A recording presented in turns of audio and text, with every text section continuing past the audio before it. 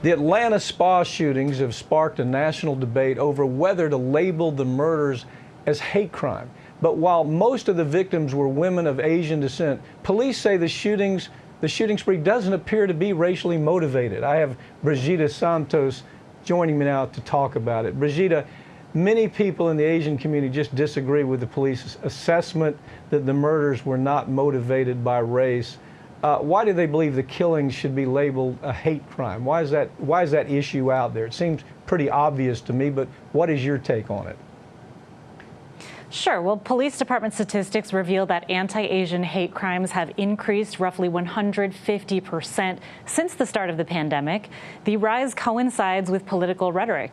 During the pandemic, several politicians have referred to COVID-19 as the, quote, China virus or the Kung flu. And in recent years, the mainstream political and media establishment has villainized China over its expanding role in global trade. Because of all these factors, many people in the Asian community don't see the Atlanta shooting as a random attack. The gunman targeted Asian-owned massage parlors, not other businesses, and 6 of his 8 victims were women of Asian descent. It's no secret that Asian women have long been fetishized. So the Asian American community wants the murders recognized as a hate crime, particularly so anti-Asian hate crimes start getting prosecuted and so additional prison time can be added to the shooter's sentence if he's convicted per a new Georgia law. But hate crime charges, unfortunately, are rarely issued in crimes against Asian American victims because establishing racist motive against people of Asian descent is very difficult. The symbols aren't as clear as they are when you're labeling anti-Semitic, anti-gay, or anti-black hate crimes, for example.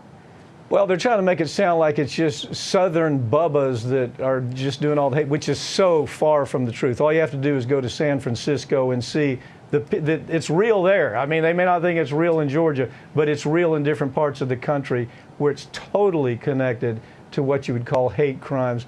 Religious fundamentalism is being examined as a possible motive. I'm not seeing that quite so clearly. What can you tell me about that? Well, the suspect has confessed to the killings, and he told police that he carried out the crimes to eliminate the temptation that he perceived from female employees at the massage parlors. And the church he belonged to, Crabapple First Baptist, strictly prohibits premarital sex, and the gunman reportedly suffered from deep shame over his repeated failures to control his sexual urges. He took efforts to stay pure, like blocking porn websites from his computer, but ultimately he slipped and visited massage parlors regularly for sex. The gunman told a roommate that he felt suicidal after sinning and said that his salvation was at stake. He was later treated for sex addiction at an evangelical rehab facility. And ex-evangelicals have long talked about the dangers of purity culture, which places the responsibility of male purity on women. Some ex-evangelicals have even likened purity culture to a form of sexual abuse because it teaches people that their bodies belong to someone else and that if they give in to temptation, the consequences could be death or an eternity in hell. Yeah, that seems like a little bit of a stretch, but one thing that is not a stretch in this case, that to me, if I'm prosecuting the case, the thing I'm going to open the trial with is the fact of the T-shirts, where there's T-shirts connecting China to 9/11 that he was wearing around. He was advertising these T-shirts. Isn't that where this begins? I think sometimes the media gets so much in the weeds that they miss the point. The T-shirts tell the story, don't they? Yeah, absolutely. As I said, this goes back to political rhetoric, talking badly about China and blaming them entirely for the virus and calling it the Kung flu.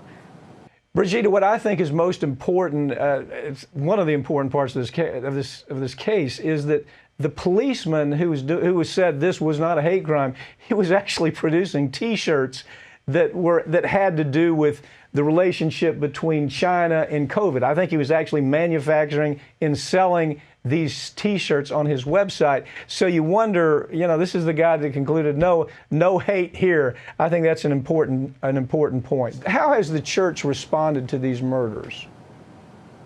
Yeah, the Crabapple First Baptist Church has expelled the gunmen, and they say that the shootings were a total repudiation of their faith and practice, and that such actions are completely unacceptable and contrary to the gospel. They also make it a point to blame the gunmen solely, not the women that he was allegedly targeting and asking for sex.